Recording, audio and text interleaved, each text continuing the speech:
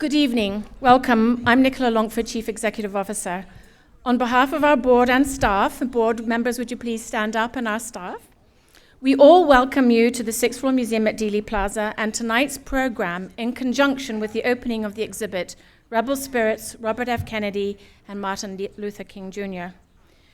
Curated by the illustrious and ever-visionary Lawrence Schiller, we are delighted to work with him again on our third collaboration in as many years. Larry has had such an amazing career, deftly finding himself in every place where something momentous or consequential was happening around the world. He has captured on film or been part of some of the most pivotal events of the late 20th century. He has known or met almost everybody there is important to know. He has documented or investigated some of the most fascinating stories that have influenced our lives over the last 60 years. Incredibly, Larry was even here in Dallas on November 22nd, 1963, arriving in Dallas on the plane from LA with Dick Stolley of Time magazine. His life has simply been remarkable. Larry has most recently collaborated over this last year with another great writer, observer, and critic of American life, people, and history of the late 20th century. David Margolick, author of Promise and the Dream, The Untold Story of Martin Luther King Jr. and Robert F. Kennedy, is a prolific and inspiring writer, currently contributing editor of Vanity Fair and former editor at the New York Times. His book is highly informative, placing light and context on a complex relationship and piece of history that I had not fully understand, and it is beautifully composed. Tonight, along with Larry and David's animated conversation, we will unwind the time clock to examine the turbulent decade of the 1960s, moving beyond the profound effects of the assassination, and will today examine almost two similarly unimaginable losses within an 8-week period, barely 5 years later.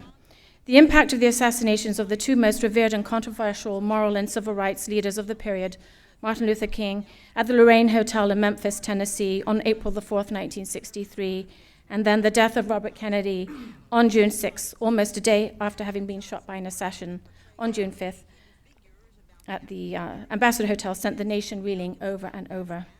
Tonight we'll glean more about the relationship between these two powerful men from vastly different backgrounds, and we'll better understand the sense of urgency that fueled these seemingly disparate leaders to fight for systemic change, integration, and equal rights. While we have come a long way in these last 50 years, we are still incredibly far away from realizing the dreams that challenged those leaders and for which they lost their lives. I would like to introduce to you, before turning over the floor to our distinguished speakers, the Honorable John Wiley Price, Dallas County Commissioner. Commissioner Price has played a significant role in helping birth the institution that is now the Sixth Floor Museum, and he has been a staunch advocate for historic preservation. Without us, we would not be here. He's been a fearless leader and perhaps a rebel spirit, as he has dedicated his long career in Dallas for openly and honestly confronting the difficult, painful, and often contested history of this city. He has committed his life to making positive change for the historically underserved Dallas African American community, and that challenges us every single day to fight proactively for equal access, equal rights, social justice, and fair play for the disenfranchised communities of this city. As a tireless activist, he will provide some brief context to the civil rights movement in Dallas in the 1960s and today. So please join me in welcoming Commissioner Price to the podium.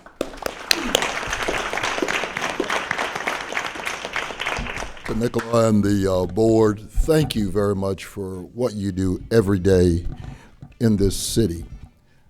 To both Lawrence and to David, welcome back to Dallas again. There are so many people in here could probably put all of this contextually.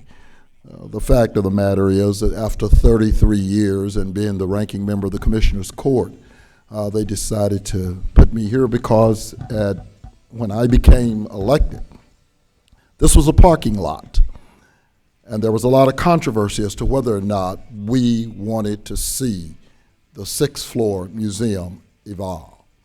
And so 33 years ago, that decision was made.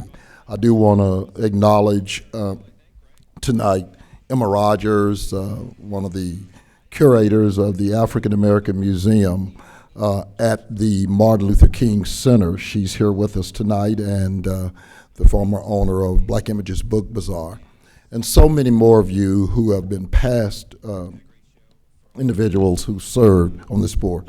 Let me just real contextually, and I was talking to Lewis a few minutes ago with regards to this thing about the Maya Angelou estate. Maya Angelou said you can practice all the virtues in the world, but she said if you don't practice the virtue of courage, nothing else matters. And Dallas has not been courageous. Dallas continues to do what they did basically 50 years ago. And I know we don't want to talk about that. I was telling Nicola earlier that, this whole thing, Lewis, is something called the Kerner Report.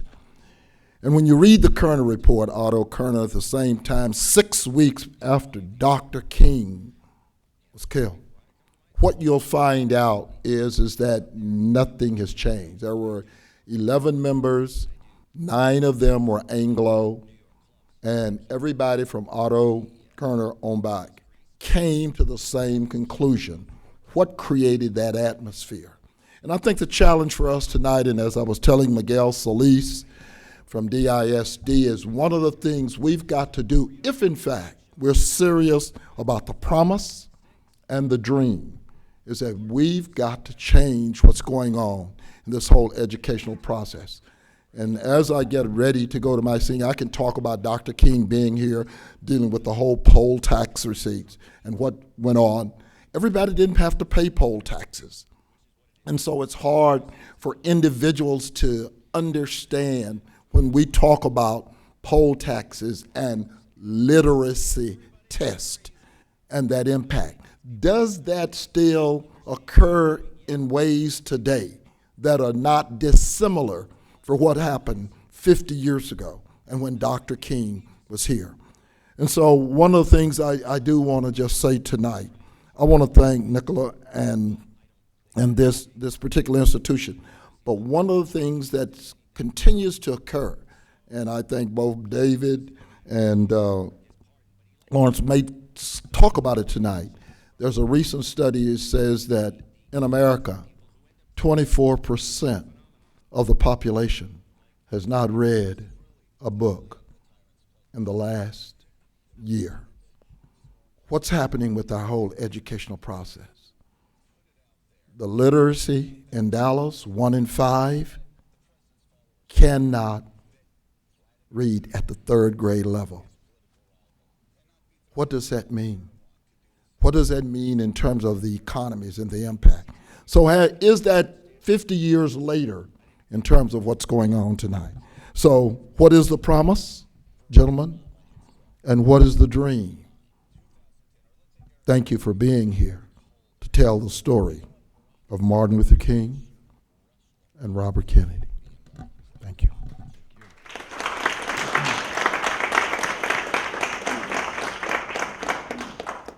As you heard, I was here a few hours after President Kennedy was shot. I was a member of the media. I worked for a magazine at that time called the Saturday Evening Post. My coverage of political life in America, I had started a number of years earlier when Richard Nixon lost to JFK.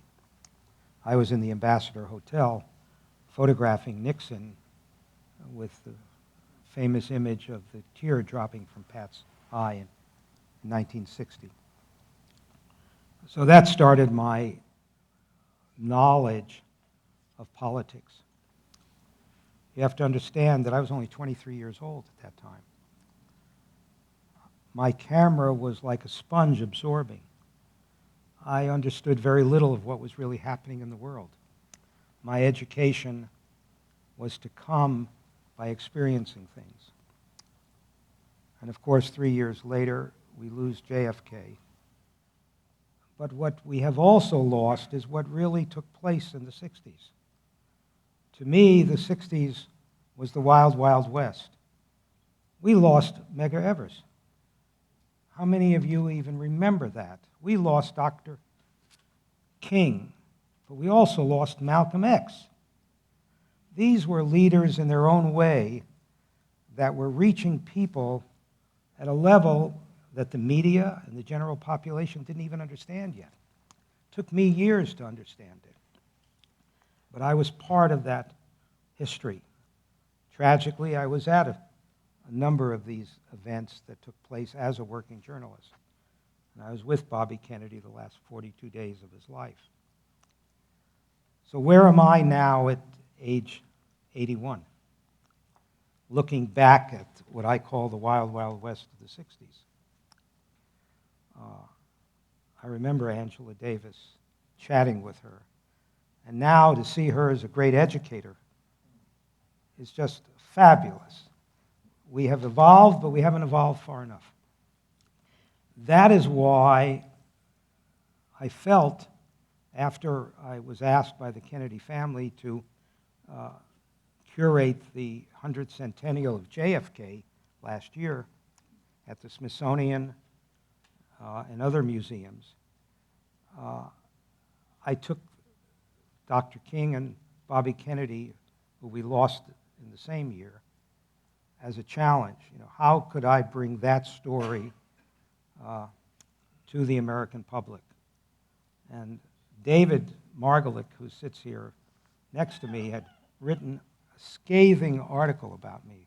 Parts of it were just horrible. But every word of it was true. Every word of it was true. And I came to admire and respect his journalism.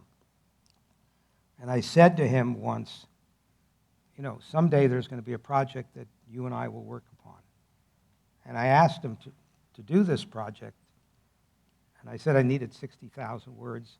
And at first he said, well, maybe I can give you 40,000. Well, he wound up doing 112,000. So that's why I call him the second Norman Mailer, because once I asked Mailer to write 15,000 words, and he wrote 95,000. But this was a challenge to me as a young man, and I'm going to end my little introduction by telling you something that happened on the second or third floor of the Dallas police station on November 22nd, which I didn't realize but irrevocably changed my life. When I arrived there and went, there were no days of press passes and security or things like that. I mean, that's why Jack Ruby roamed the halls. And all of a sudden I went by the elevator, and the elevator opened, and out came what we were to find out immediately was Lee Harvey Oswald. Lee Harvey Oswald. I made one of the first pictures of him, but what I didn't realize that moment, which I came to realize very quickly, is I had always thought of people that did evil as mature people, Hitler, Stalin, Mussolini. And now I was faced with somebody 24 years old, 2 years younger than I was at that moment, who had committed this horrible act of evil. Well, as time went on, that experience, you know, was with me in my dreams and still stays with me. So all of that kind of came together, and as David will discuss with you, because he knows the facts inside out, is that Dr. King was climbing a mountain during his life, and Bobby Kennedy decided at some point in his life that he needed to climb the mountain. The interesting thing is they were both climbing it, the same mountain, but from opposite sides. And each one of them came to understand the facts and what was going on in maybe the same way. There was two different roads that were being traveled, and tragically, they were taken from us at the same time. But I turn it over to David, and where I can jump in, I'll jump in. But David has spent a year researching this project, and I'm very, very proud that he's in it. Today, the Washington Post published 4,000 words from the book, and it was quite extraordinary, 8-column wide pictures. So David's work is something that I admire and something that I hope you folks will get a chance to read. Well, I'll just correct Larry on one thing, which is that the article in today's Washington Post is not from the book. Well, It's actually, I mean, there's been so much written about these two guys that you think that there's really nothing left to say. And that's never true in history. There's always something more to say. There are always sources that have never been consulted, and there are always people, additional people to interview, or old theories to revisit.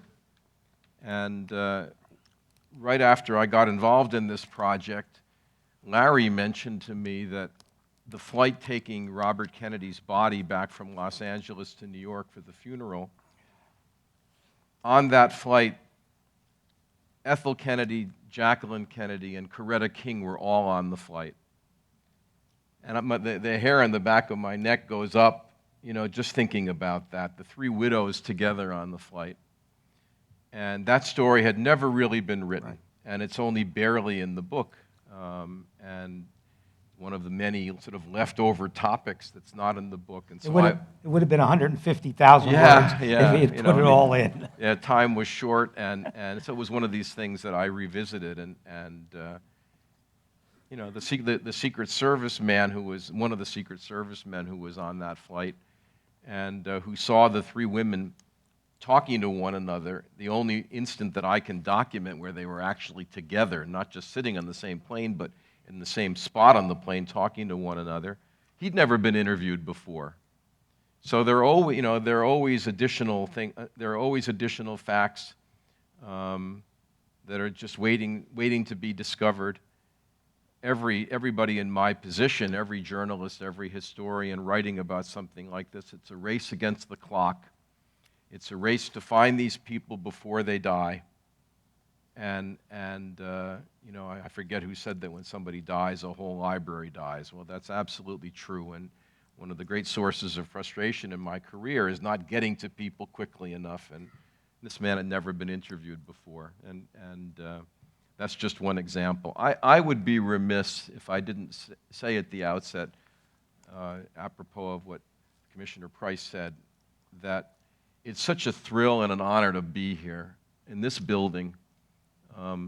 Stephen interviewed us for his oral history collection earlier today, and I got choked up talking about this building and talking about what this building represents in my life, and how, I mean, I was of an age, very impressionable. I was 16 when this happened, and that's an age when I guess it's really almost the optimal age. It's the age when you're old enough to understand and young enough still to remember and absorb everything. And so, you know, everything from that era and from that particular experience is just engraved in my mind, and I half expect. I said to Stephen today that, you know, when I walk outside there and see that configuration of streets, that's only, you know, in 2 dimensions normally, and there it is in 3 right in front of me. I half expect to see a Lincoln Continental with an open roof driving by. I mean, that's what it means to me.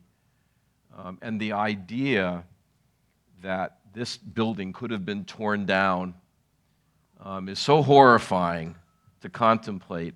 And everybody who was involved in saving this building should be commended. Everybody involved in saving this building is a hero. And the idea to me of sitting here on the 7th floor above, you know, just above the 6th floor is just astonishing. I almost can't compute it. It's that moving to me. And I guess that's the kind of emotion and kind of judgment that I tried to bring to this project. Larry says that my knowledge is encyclopedic. It's not. You know, this thing was done quickly. It had to be done quickly in order to get the book out in time for the anniversaries. There was lots that I couldn't look at, didn't have time to look at, lots more still to consider, lots of documents that have never been opened up. There's always more stuff. But I was determined. I had a couple of priorities. One was I didn't want to just rewrite what everybody else had done. What decent writer wants to do that? I didn't want to write a book report. I finished those in 6th grade. I'd done enough of them then, and I didn't want to do any more of them. I wanted to look in places where people hadn't looked before, and there were many of them. I wanted to talk to the last surviving eyewitnesses. I wanted to speak to the people. The universe was very small, just actuarially most of them are gone, but the people who knew these guys are very few and far between at this point, and the people who knew them both are even rarer, and that was one of the great challenges in doing this book. If you look out there and you see all of these pictures of the three of them together, you know, and wall hangings and fans and, you know, little things that people would buy as souvenirs and commemorations after all three of them were gone. That's mythology. These three guys were not together in real life, and that was one of the great challenges. I mean, Larry knows this, that it was very hard to find a picture of Martin Luther King and Bobby Kennedy by themselves together. They don't exist. And part of the obligation of a historian, it sounds like a very highfalutin title for me. I consider myself more of a journalist than a historian, but you know, part of the challenge is to explain things that aren't there. Now, why weren't there pictures of the two of them together? It's no accident that there are no pictures of the two of them together. There are group pictures and things, but a picture of the two of them sitting and talking intensely to one another with no one else in the room, or shaking hands and looking comfortable with one another and smiling at one another, they don't exist. And why don't they exist? I mean, my explanation would be that Martin Luther King was too dangerous for Bobby Kennedy to be seen with. The Kennedys were politicians. They had to be careful. They didn't want to irk white America. Martin Luther King was a divisive figure in white America, a scary figure to a lot of people. The Kennedys, it's hard to believe, although they say that Texas is purple now. I don't believe it fully, but they say it is, you know. But at that point, Georgia was a Democratic state, and you know, and the Kennedys were terribly concerned. They wanted to carry Georgia, and they wanted to carry Georgia when Kennedy ran for re-election in 1964. And hanging out with Martin Luther King was going to antagonize white voters. I mean, little did they realize, and it was entirely almost accidental, that Martin Luther King really got John Kennedy elected president. Why? Because they got him out of jail on the eve of the election, and black voters turned out in record numbers in key states in the North and helped Kennedy carry those states. But what's on the wall over there, and it's one of the reasons why an exhibit like this is so valuable, is mythology. I mean, the pictures of the three of them together. The three of them were very rarely together, and there are no pictures of the three of them really together, except with a lot of other people at official functions. I was just on the phone before we were called up here, and I'm writing a story that's going to be in the New York Times tomorrow on Abraham, Martin, and John, the song. Now, I hear some murmurs of recognition. I'm absolutely astonished at how many people are too young now, like everybody, to remember the song. That somebody Larry's age is more likely to remember it than the age of many people here. You have to, if you're under 40, you don't know this song, I guess. It's amazing to me. Anybody here seen my old friend John? Anyway, no one's ever, again, how was that? Did that sound all right? I'm no Dion. Some of you will remember Dion. But anyway, there's another thing. Nobody had ever written about that song. And in that song, the four of them are marching over the hill together. It's a very nice, pretty, poetic image. And apart from the fact that Lincoln had been dead 100 years, the three of them never marched over the hill together, you know? And I said they were as likely to march over the hill with Abraham Lincoln as they were amongst themselves. Right. Because that's just not the way that things were back then. And so part of my mission, I knew that for these commemorations, that there'd be a lot of mythology and sentimentalization and romance. There'd be a lot of images of the three of these guys together, and the two of these guys, Robert Kennedy and Martin Luther King, together. And part of my job was not only to explain, but to complicate muddy the waters and to say that there aren't any clear answers. I mean, that, you know, the man that gave that memorable eulogy that's on the box out there in Indianapolis the night that Martin Luther King was killed, an amazing speech. That was the man that approved the wiretap on Martin Luther King 5 years earlier. I have to try to explain that. You can't ignore it. You know, you have to somehow reconcile these two Robert Kennedys. All right, and that's part of the job is to complicate things and to make and to render people in all of their complexity. And in some ways, I mean, I want whatever I write to be unsettling. I'm not trying to settle anything. I'd rather ask the questions and pose the questions and let other people deal with them and let future historians deal with them. And you know, if Bobby Kennedy said on the eve of the March on Washington, if he said to somebody, you're here to take part in that Ferry's anti-Kennedy rally, referring to Bayard Rustin, that's part of the history, okay? And that needs to be in there. And in a way, Bobby Kennedy is more heroic for having overcome the prejudices that he possessed. Bobby Kennedy came a long way. There's an interesting story. I mean, I was just at the 50th anniversary of the speech in Indianapolis. There was a panel discussion, and I was asked about Bobby Kennedy's evolution, and I started to answer very pompously in a way, and with all the conventional wisdom about how Bobby Kennedy had changed. And then I realized with a start that one of Bobby Kennedy's daughters, Carrie Kennedy, was right next to me, was 2 people away from me on the same panel. And who am I to be talking about the evolution of somebody's father, you know, when his own daughter is there? And I sort of deferred to her at that moment, and she jumped in and said, "No, he didn't evolve." Well, that's a minority opinion, okay? I mean, she's entitled to her opinion. I mean, many people will tell you, and the facts are very plain that Bobby Kennedy came a long way. But part of the challenge in writing about Bobby Kennedy is that Bobby Kennedy put out a lot of disinformation, even about himself. And this is something that a historian has to excavate and deal with. Bobby Kennedy was very intent on, he was afraid of seeming like a softy.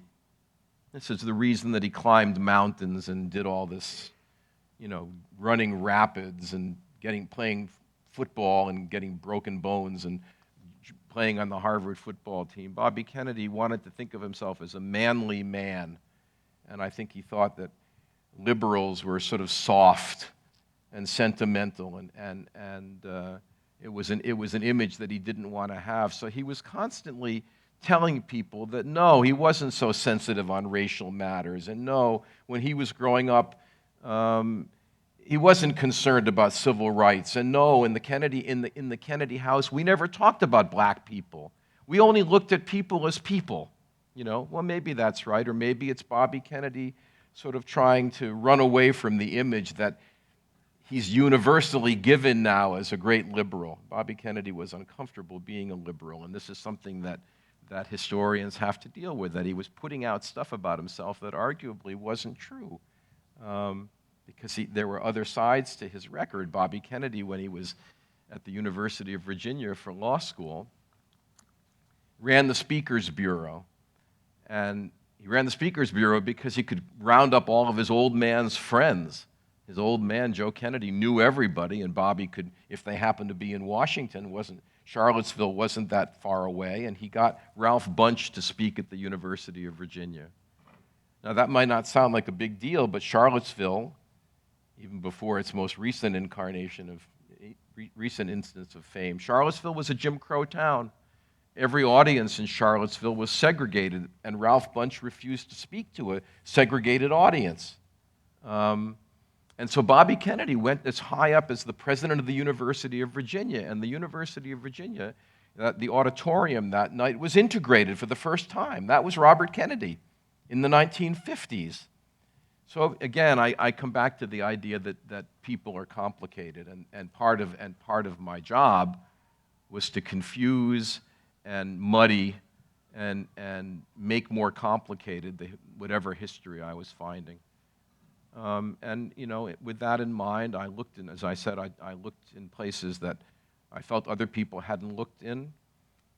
And I was reminded that even people who've been interviewed many, many times always have new things to say. Oftentimes because they haven't been willing to say them before, or they haven't been asked the questions before, or they just haven't gotten around to saying it. Like Andrew Young. Well, I was going to talk about it, like Andrew Young. Sure. I mean, to have somebody like Andrew Young around to interview is just, what could be more precious than to have an eyewitness to all of this? And Andrew Young described, and this is the way that I start the book. Andrew Young, as I say, was one of the few people who knew both of these men. They were the most important eyewitnesses of all because they could get behind the images and write about what these guys actually thought about one another without making it up. I mean, they actually lived through it.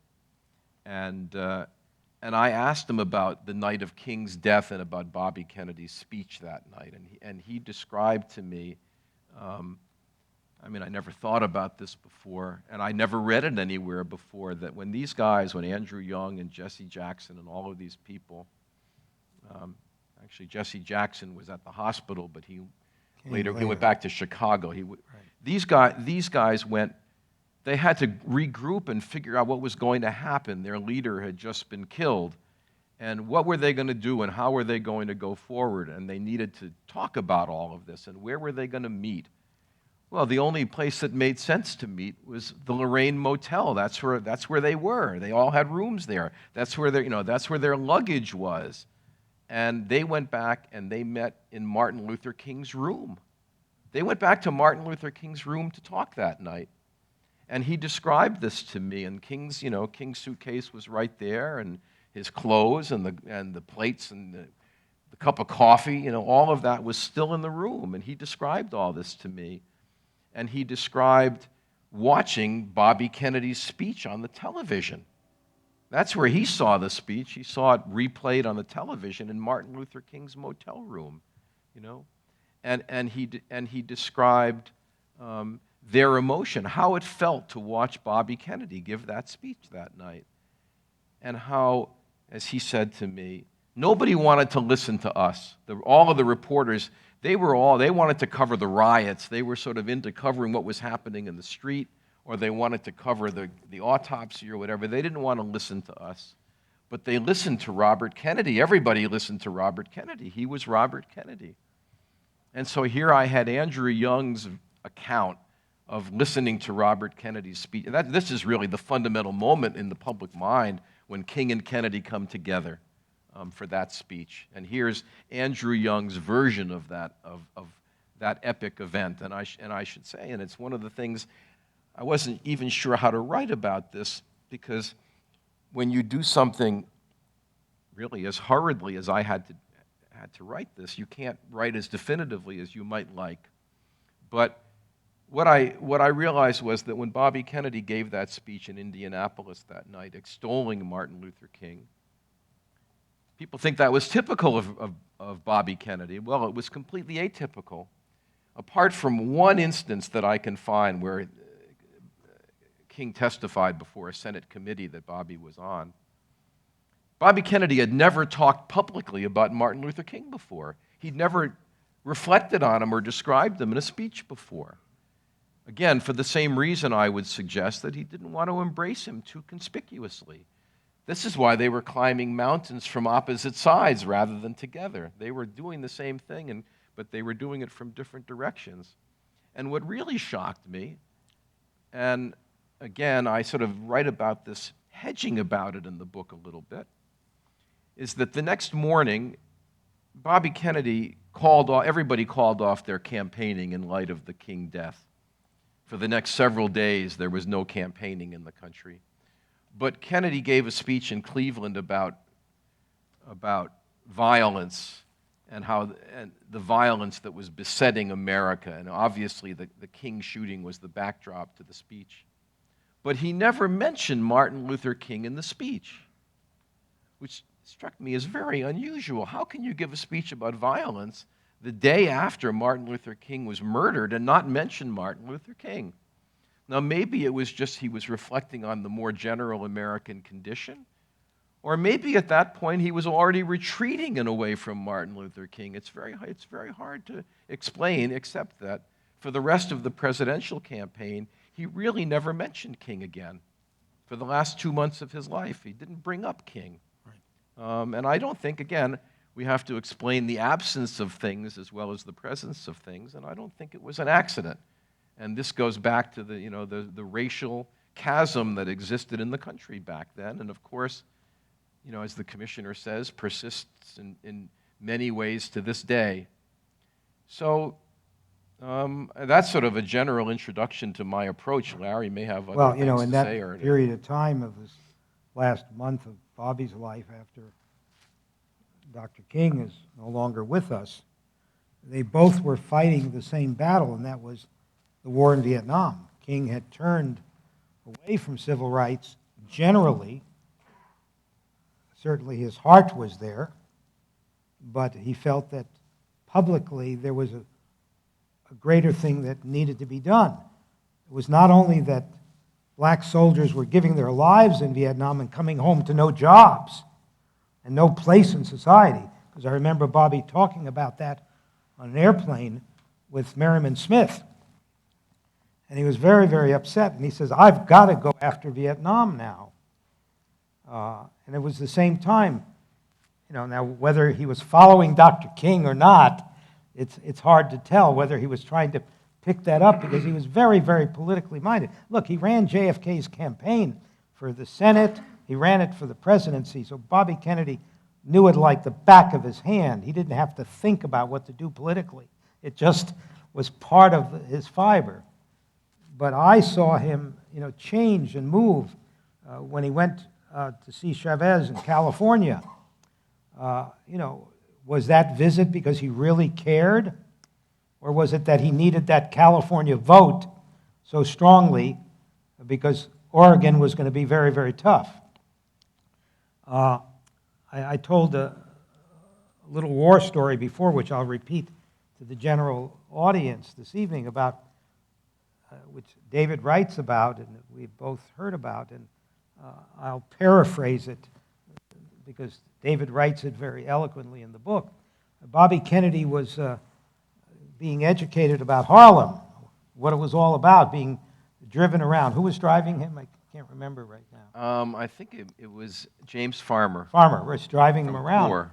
Yeah, and a young black teenager had either noticed or recognized him and ran up to the car. The window was open and said, "Give me 5." And Bobby turns to Farmer and says, "What does he want, a $5 bill?" He didn't understand that it was a term of endearment, just like white America didn't understand that the word mother was really a term of endearment. And that was the first step, and Farmer had to explain to him what Give Me 5 was all about. And, that shows really where he was coming from. Whether he ever reached, a full understanding of a larger segment of our population, we'll never know because we lost him in June of '68. Would he have been elected president if he had? Where would we be today? Just as I say, if Lee Harvey Oswald had succeeded in killing General Walker here in Dallas a month and a half before, JFK would be with us, and what would have happened to our country there? I was at a lot of these events, my camera was like a sponge absorbing, This is why I don't write, because I was seeing and feeling, and, you need really fine writers, as I say, that have been run over by a lot of trucks in their life, so they have that life experience to give it to you, And David has been run over by a few trucks in his life.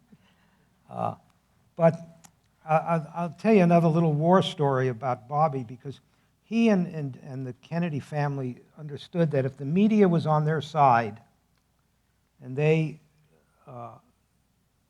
had access to the media and they allowed the media to have access to them, a big part of their battle was won. I mean, I photographed Nixon during his entire campaign for the French magazine Paris Match, Paris Match. And of course, Paris Match told me, Larry, I was very, very young, but I was a successful photographer. And you've got the winner. We want you with Nixon. No question about it. There's not a chance in the world Kennedy's going to win. So I did the entire Nixon campaign, And so I was never on a Kennedy campaign until Bobby Kennedy. And I don't remember if we were leaving South Dakota or North Dakota or someplace in the Midwest heading to Oregon. And we're in this plane, which is the press plane with Bobby, and he was up front with about 16 seats. I made a very iconic picture, which is not in the exhibit, of him sleeping on the floor with his Cocker Spaniel in between stops. He'd just go right down on the floor, go to sleep. It's in the book. It's in the book, that's right, not on the wall. My profile of Bobby, which is one of the pictures when you walk in, was used in his eulogy and so forth. But he really understood how to relate to the media in a very interesting way. So we're in this plane, we're going down the runway, we're two-thirds the way the runway, and the pilot obviously pulls the throttle back and it screeches to a halt, and we start taxiing back. And the pilot says, oh, we need to adjust something. So it's 20 minutes. We go down the runway a second time, and the pilot pulls it back again. And as we're taxiing back up, he says, well, I remember the word. He says, we've got a Mach switch here that's not lighting up properly. The engine feels okay, but I've got to check out the switch. I need to replace the switch. So we go back and we sit for maybe 30, 40 minutes. We start just ready to go down the runway again. It was an electric jet, if I remember right. And in those days, Bobby had a microphone with a little speaker, so the media in the back of the plane could hear him if he wanted to talk. And he was up there with Marion Smith and some people, and I was there with Bill Epridge, another photographer for Time Life, and I don't think Steve Shapiro was on the plane. And Bobby grabs the microphone and he says, all you guys back there, they never acknowledge the women reporters. I have to tell you, things have changed. All you guys back there, if we don't make it, you're on page 23 in small print. I get the headlines, front page, above the fold. Nobody's going to even know you were on the airplane. You see, that's how Bobby could loosen everybody up. And it was extemporaneous, completely. I remember, I'll tell the last little war story to show you how he was in tune. I complained to him once that we have what is known, in photographers use the term magic hour. That's when the sun has come down, but before the street lights have come up, so you don't have really the ambient light. And it can produce beautiful pictures, but it can become a problem if you're shooting people's faces because you don't have the light. So I complained to Bobby once, and I said, I didn't tell you this story for the book. We don't have a good key light on you. We don't have a good light. When you're doing these things at magic hour, we're missing all the opportunities. I said, can I get one of the guys to hold a portable light with batteries? And I don't remember completely what he said, but it was something like either okay or I'll take care of it, something like that. Well, the next magic hour, all of a sudden there's a guy up there with a light. Mm-hmm. And for the whole rest of the campaign, there was a guy always with a light, giving Bobby Kennedy what we call a key light. So he understood that he had to communicate every single which way he did. A lot of politicians are not that way. Nixon, stand there, stand there, stand there. Bobby Kennedy and the Kennedys couldn't have cared less whether you photograph them from the front, the rear, whatever. Whether it was at Hickory Hill or out on the Cape or where, they either were very good performers acting natural in front of the camera, or they really just enjoyed their lives and allowed you to preserve it. And Bobby Kennedy had amazing relations with reporters. Yeah. Reporters are an ornery and skeptical bunch, but there were lots of reporters who fell in love with Bobby Kennedy, really inappropriately. And didn't fall in love with JFK. No, fell in love with Bobby Kennedy. That's right. In a way they never did with JFK. Never. And there was the famous story about Richard Harwood of the Washington Post, who was a tough old ex-Marine who was very skeptical of Bobby Kennedy at the beginning of the campaign and felt he was a demagogue. And by the end of the campaign, shortly before Bobby was killed, he had vowed that he was getting to like him so much that he had to pull himself off the story. He knew that he couldn't cover him objectively. I just wanted to go back just to stress the whole theme of evolution, and also about talking to people and talking to familiar people about topics that they might not necessarily have discussed a lot. Another person I had the privilege of interviewing was Harry Belafonte. It was really an amazing experience talking to him. He's so incredibly sharp and discerning, such an intelligent guy. And he told me something that should have made sense to me, but I had never realized before. You know, I grew up in a home where Joe McCarthy, not Gene McCarthy, but Joe McCarthy was a bad guy, a dirty word. You know, in liberal homes, that's the way that people felt. McCarthyism was a term of opprobrium, but what Harry Belafonte described was that how among blacks and black activists, McCarthyism had an additional stigma to it, which was that many of the most important black leaders, the most revered figures in the black community, like Paul Robeson, for instance, were either communists or close to it. W.E.B. Du Bois was a communist late in his life. Lots of black leaders were very far to the left. And the Communist Party in America was sort of in the vanguard of the civil rights struggle in a way. I mean, I did a book about Joe Louis. I mean, Joe Louis came up at a time when there hadn't been a black heavyweight champion since Jack Johnson. And the question was whether he was going to get a shot at the heavyweight crown or not. And what paper was championing him? The Daily Worker. The Daily Worker was saying, you got to give Joe Louis a shot. The Daily Worker was saying to Major League Baseball, you got to break down the color line. This was in the 1930s, 10 years before Jackie Robinson. And so anti-communism in the black world denoted something else in addition to what it denoted in the white liberal world. It was a racist term to be anti-communist. And Bobby Kennedy had worked for Joe McCarthy, which was why when Bobby was named Attorney General at the beginning of the Kennedy administration, Martin Luther King and people like him were horrified. They thought it was the worst, a terrible choice, because this man's instincts were completely wrong for the job. And this is why Martin Luther King convened his key aides and said to them, and this is a story that Harry Belafonte tells in his own memoirs. He had told them before I got to him.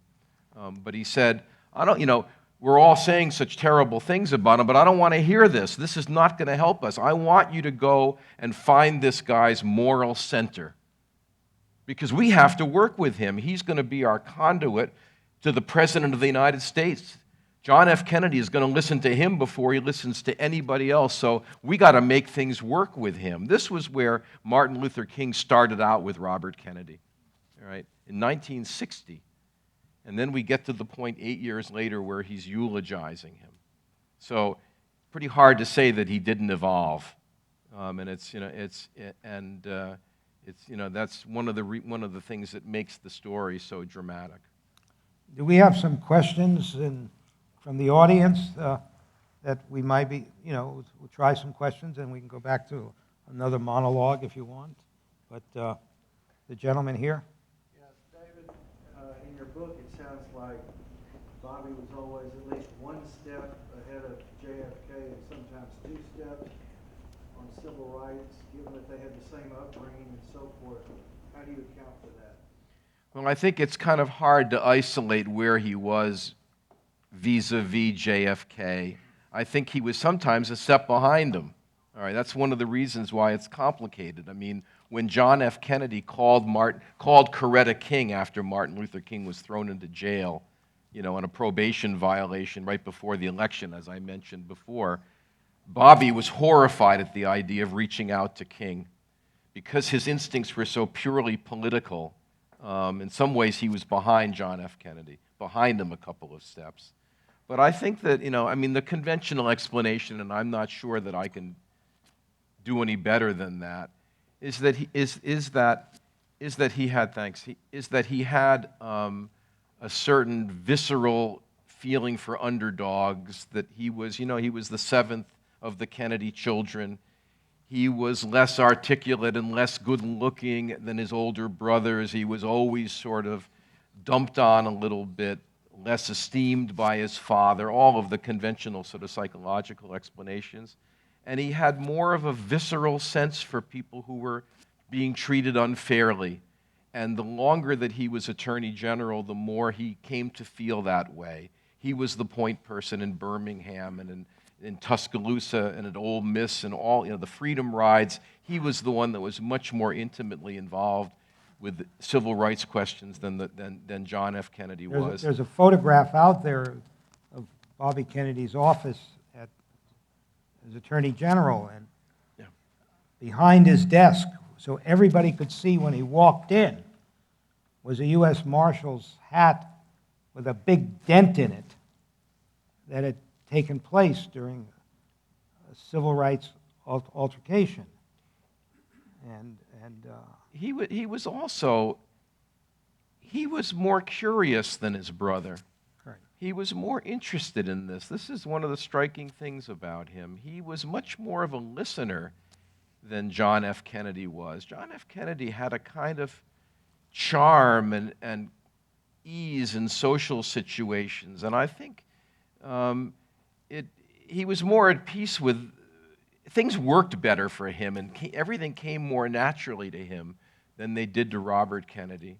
And I think that Robert Kennedy had more of a probing, curious sense about life and how things really worked.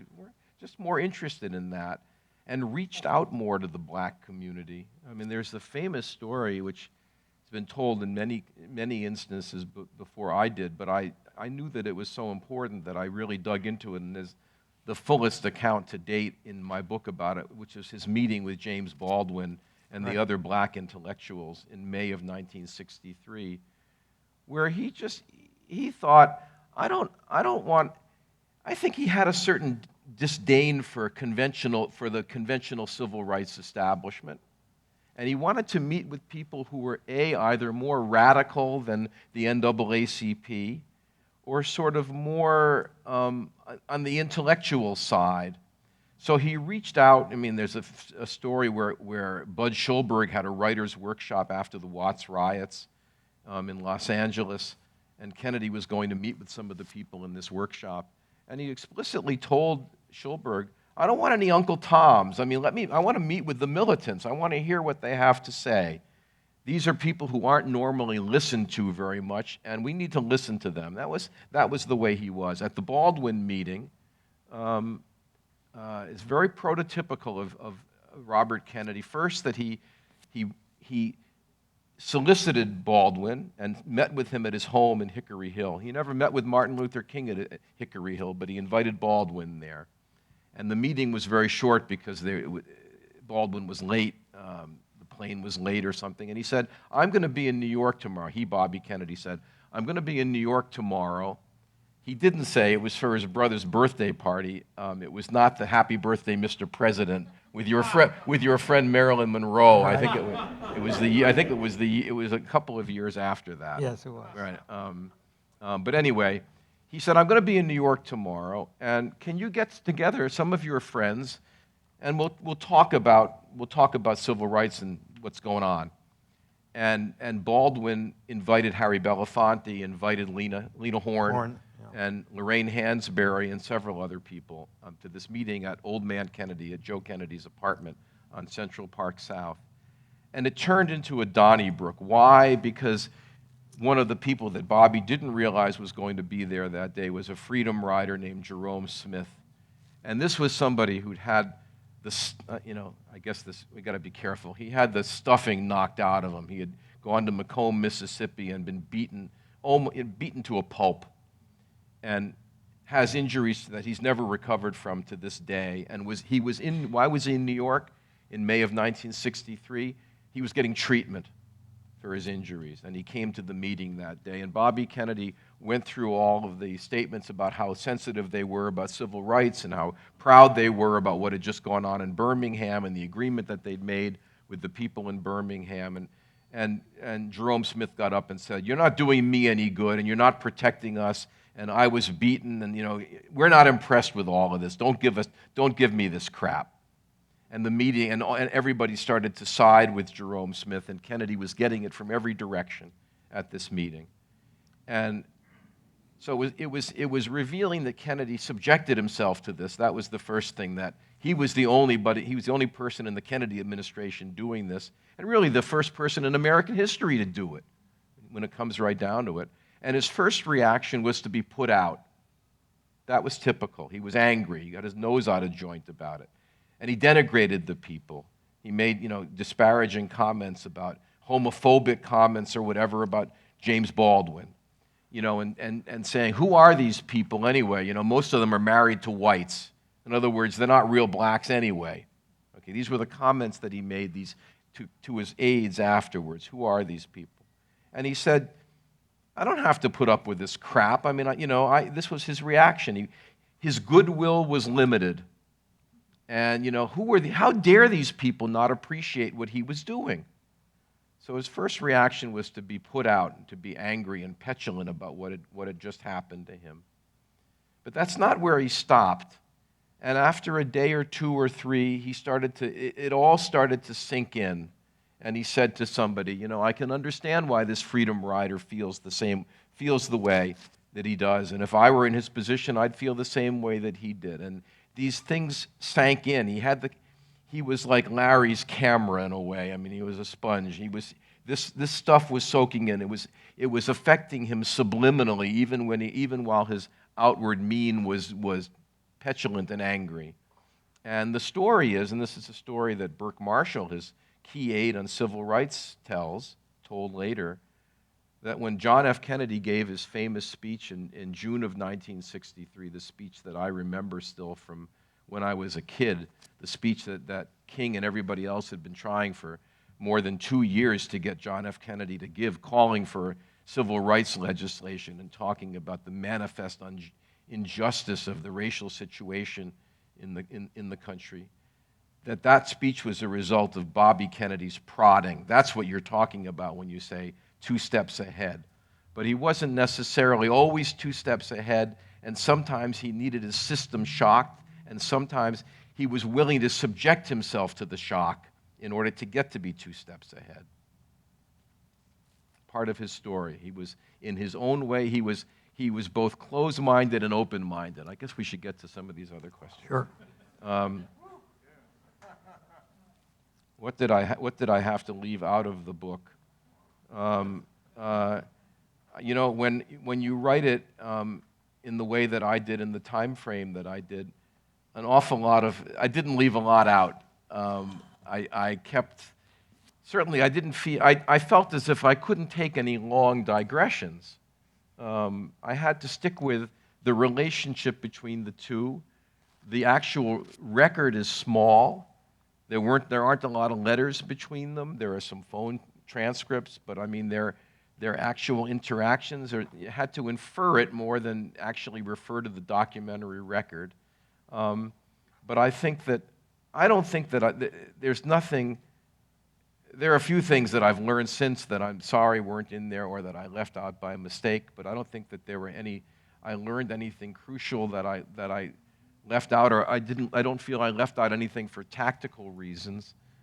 As I said, I needed to stick to their relationship, and so in the last week, I hadn't written much about the flight of the widows, and so there's much more of that in the story that appeared in the Washington Post today. You know, I mean, there's, for instance, there's a wonderful story. I got one of my major sources for this were oral histories. The story about James Farmer and the Gimme Five. That's from Right. James Farmer's oral history Right. at the Kennedy Library. Well, no one had ever looked at that. That's why that story. That's a fresh story, you know, that no one had ever used. You know, before. one of the things that we were very, very lucky, and David worked very hard on, and I worked a little bit, is getting the oral history open. David went to some colleagues he knew at the National Archives to get permission. We, through the Kennedy Center and other people, we got Gene Stein's oral histories opened. We had to get permissions from the estates of people that were deceased, that had not given permission for the oral histories to be opened before they died. So we had 5 researchers working with David, 4 good ones. The one up in Stanford wasn't that good. But the short and long is that there was a lot of stuff piling in. And as David said to me just a couple days ago, Larry, what are we going to do with all the files? You know, I said, get out and get those bankers' boxes and we'll database them. Because now we have a tremendous archive that obviously somebody else someday will look at the work that David did and find new roads and new paths to travel and to build upon what David has done. And that's what I think is wonderful, that writers can build upon other writers if their work is preserved. Next question. Yeah, here. This is a question for both of us, so you can take that. God, if I can read. Did RFK feel a burden of history because of his brother, etc.? He's stepping out of JFK's shadow. Well, of course, he did feel that he was under his brother's shadow. There's no question about it. You could see it many, many times. And there's a photograph here in the exhibit which I made of a meeting that was in mid-America where he's greeting people, and there's a picture, a big painting of JFK on the wall. Well, I remember, you know, looking at my entire roll of film, because, you know, when you take pictures journalistically, you don't think of every single frame. You're almost putting together a little minor movie, you know. And I remember going back and looking at that roll of film from the moment that Bobby walked into that hallway to the end, and he was greeting people. Not once did he ever look up at that painting or even acknowledge it, at least in my frames. And I remember it. So there was a time when, after Dr. King his life was taken from us, Bobby made a comment to somebody that finally I'm out from under the shadow of my brother, when he started to receive the warmth of the American public. You know, Bobby also had built on JFK's success in politics. He ran the campaign. But the Catholicism issue, which was very big with JFK, didn't exist with Bobby, because JFK had knocked that wall down, you see. And there were a lot of walls that were knocked down with JFK that Bobby didn't have to deal with. But he had, you know, greater issues, after the death of Dr. King, you know, there's this picture of him touring the burnt-out areas of Washington, D.C., and he took Ethel with him. You know, it wasn't really a publicity stunt. There were very few photographers that even realized what was going. He just decided he wanted to take that walk. I just want to. It's a good question here, and I think that it sort of fills a void in what we've been saying, and it's the fundamental question, really. What did MLK think of RFK? Do we know? Did he evolve about Bobby? And I mean, I've touched on it a little bit, but I think that, I mean, I described how he was very wary of Bobby at the very beginning and was horrified when Bobby was named Attorney General. And I think, you know, as his key people said, I had a couple of long interviews with Clarence Jones, who was Martin Luther King's lawyer and a very tough and unsentimental man. And I think he had the sort of the most, how shall I describe it, most unsentimental view of this question. And the point was that these guys were fundamentally different people. There were certain similarities. They both had strong fathers and, that kind of thing. But one was a man of the cloth and one was a politician. They had different ways of looking at the world. And I think that King felt that Bobby Kennedy was a politician, that he could not be relied upon, that he was not to be trusted, that he would always place his brother's interests first, and the political interest would always come first. Whatever mattered to the Kennedys was what their highest priority would be. That I'm talking about now, that we're talking about the first phase of their relationship during the John F. Kennedy administration. He learned not to place too much stock in anyone. I think, frankly, in any white man and in any white politician in particular, and in any Kennedy. And so I think he sort of kept his distance. And you can actually hear this. I think he had his maneuvering room was much more limited. I mean, he was sort of carrying the burden of his whole community on his shoulders. His behavior had to be beyond reproach. I mean, this is saying nothing about his private life and all of the revelations but publicly he had to be beyond reproach.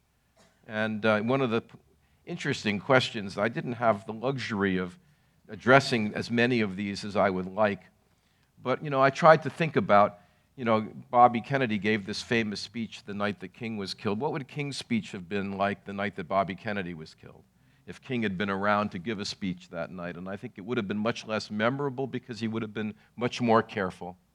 And he would have been, he had to be very careful about what he said because no black leader in that era could stick his neck out very far in any regard. And in fact, Larry was talking before about when King started voicing his opposition to the Vietnam War, and he got his head handed to him for doing it. Yep. In not just the white community, but the black community. There were mainstream leaders who were horrified that he was doing it because, it was just too incendiary and too dangerous a position. He was deserting the basic cause of civil rights. Well, but he was pissing off Lyndon Johnson. That's really what their concern was. But there were masses of people who loved him for it. There are people who loved him, right. But we're talking about the black community and the white political class. That, there were people who felt that Lyndon Johnson was their best friend and he was burning that bridge, But the last stage, and again, talking about the convergence of these two, King's key advisor, Stanley Levison, one of his key advisors, said that by May of 1968, June of 68, King, who had never endorsed anybody before, was prepared and ready to endorse Robert Kennedy for the presidency. And he said he had seen Robert Kennedy, we get back to the word evolved, he had seen Robert Kennedy change, and he felt that Robert Kennedy had the capacity to be a great president. And this is something, another of the pieces that I wrote that appeared in the last couple of weeks, was about Robert Kennedy's relationship with Arthur Schlessinger. Arthur Schlessinger, the historian, was a great Kennedy devotee and almost a worshiper of John F. Kennedy, and said when John F. Kennedy was killed in his journals the night that Kennedy was killed, it's going to be a long time before we have a president again like this.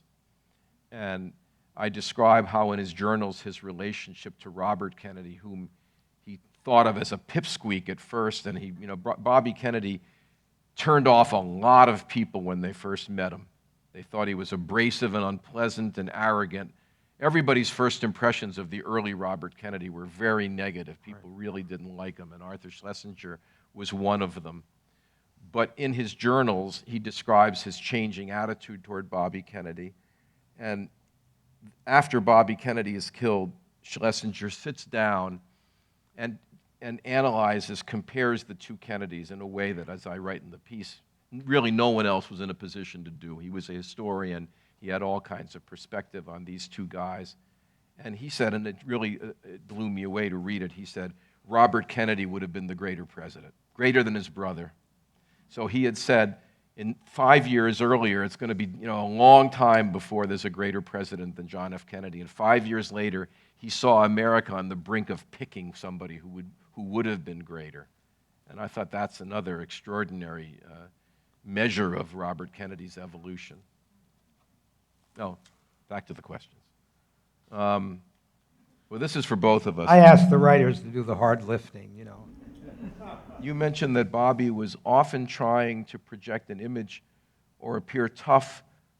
When do you think he was most in his element or most essential? I think it was later on in his life. Yeah. I think he was, at a certain point he felt liberated. People said that Jack Kennedy, I don't know this for a fact, but that Jack Kennedy really came into his own when Joe Kennedy was killed in the war, and that was when Jack started to blossom. And I think the same thing happened in a way when John Kennedy was killed, and it liberated Robert Kennedy. Sure. I think probably his father's stroke and death also liberated him. He had the oppressive shadow of his father over him. And I think that, when he was making these trips to South Africa and to the Mississippi Delta, and he saw there were a couple of different things happening. I mean, one, he was seeing the dire straits of mankind. He was seeing the harshest side of human existence in these places, and it was getting to him in the same feelings of right and wrong that he had viscerally, instinctively all his life. And I think that he just reacted to the adulation that he got. And he would, wherever he went, I mean, you photographed this, both Kennedys did. I mean, they're almost cliches, these pictures of people reaching out the hands. I mean, it must have been an image that Sure. you got all the time, with a wide-angle lens of, people reaching and touching and people reaching to Bobby Kennedy. I think he loved being loved. I forgot to tell you for the book, the boxes of extra cufflinks that they used to carry for Bobby. Right. Yeah. Because he'd lose his cufflinks. Cheap cufflinks. Yeah, that they were. They were Yeah. very, very cheap cufflinks. Yeah, They yeah. sometimes have to go out and buy more cufflinks. Yeah. Yeah. So I think that the older that he got, the more elemental and essential he But became. there was something else that was also happening, which you asked, and we maybe slightly never really tackled the issue or disagreed upon, and that was both men, after JFK's assassinations, were faced whether their lives would be taken the same way. And obviously, Dr. King, I think, even though I only photographed him twice, from what I understand, was more, I don't want to say scared, but more aware on a moment-by-moment basis that something tragic could happen to him at any time. As I think. Well, that's you're raising an interesting point. It's in the book, and we've talked about it. That one thing they had in common was that they both thought they were doomed. Exactly. They both thought that they were not going to die natural deaths. But Bobby Kennedy had a very different attitude about it than Martin Luther King. That's what I was going to get to. I mean, Bobby was, he was thinking, I might not run in '68, but I'll run in '72. He was fatalistic, but it was a more long-term kind of fatalism. He was more cavalier about it. He was, and the point that you were thinking about before, I'm sure, is that Harry Benson, the photographer, photographed. He was also the guy that photographed the Beatles having the pillow fight and millions of famous photographs. Photographed both men. And again, I was looking for anybody who could compare these two guys, and there weren't very many, but a photographer could compare them too. Steve Shapiro had a hard time comparing them. Well, I mean, one thing was that they complained that it was hard to photograph Martin Luther King because he was always, he never smiled. Again, he smiled a lot. He was very much at ease among his friends, but publicly he was always always very serious. He also said that when King was in a crowd, he would always be looking around. He was never at ease, and he never stayed in public any longer than he had to. And this is something a photographer would know. We better get our pictures fast, because he wouldn't hang out. Bobby was different in that regard. Yeah. And I was going to say one more thing about I guess it just goes back to the point of King always having to be dignified and always having to seem serious and never joking too much, and having to maintain a dignified profile. And I think that was part of the burden of being a black leader at that point, that he felt that he had less maneuvering room, and that he had to be very careful not to embarrass anybody or embarrass himself. There was an interesting moment where both men were on The Tonight Show. I mean, this is really an interesting to me. Now, why were they both on the Tonight Show within months of the end of their respective lives? Well, they were on The Tonight Show because Harry Belafonte hosted it for a week, all right? And it's really interesting. I mean, they never would have normally been on The Tonight Show. Bobby would have been, but Martin Luther King would never have been on The Tonight Show. But Johnny Carson, to his credit, it was a subversive act on Johnny Carson's part. You don't think of Johnny Carson as a radical. But Johnny Carson was going on vacation, and he insisted that Harry Belafonte do the show. And he knew that Harry Belafonte was going to have some out there guests. And Belafonte had King and Kennedy on, not the same night. Would have been nice if they'd been on the same night. Right. But again, my suspicion is that Bobby would not have gone on with Martin Luther King. I don't know that, but I suspect that he insisted that had he been asked, he would have insisted on a separate night. And even, I'm just finishing the story, Larry. Even then, Martin Luther King cracked a joke, but he was extremely decorous and polite on the show. You know, he was on The Tonight Show. He had a larger audience than he had ever had in his life, except for the I Have a Dream speech. Right. You know, and he was extremely polite, and he was talking about, you know, he told a joke about being on a flight with a lot of turbulence, and even though he believes in God, he was very happy when the plane landed. That was his idea of humor. I mean, in fact, King had a ribald sense of humor and could tell dirty jokes, and told dirty jokes about John F. Kennedy on tapes that Robert Kennedy heard, which was one more reason that there might have been tensions between the two. Anyway. David, I want to just, the only thing Belafonte didn't do that Johnny Carson did was really invite the other great, in his own way, civil rights leader, and that was Muhammad Ali.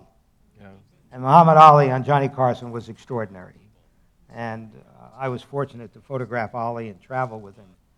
And I even met Herbert and was involved in a lot of things. I'm going to end very quickly with something which was so negative, but in a way showed, after Bobby Kennedy was killed, a week later I got a phone call from Hubert Humphrey's office. Would I come to Washington? Because I guess Humphrey's campaign people wanted to surround him with the same group of people that were doing Bobby's campaign.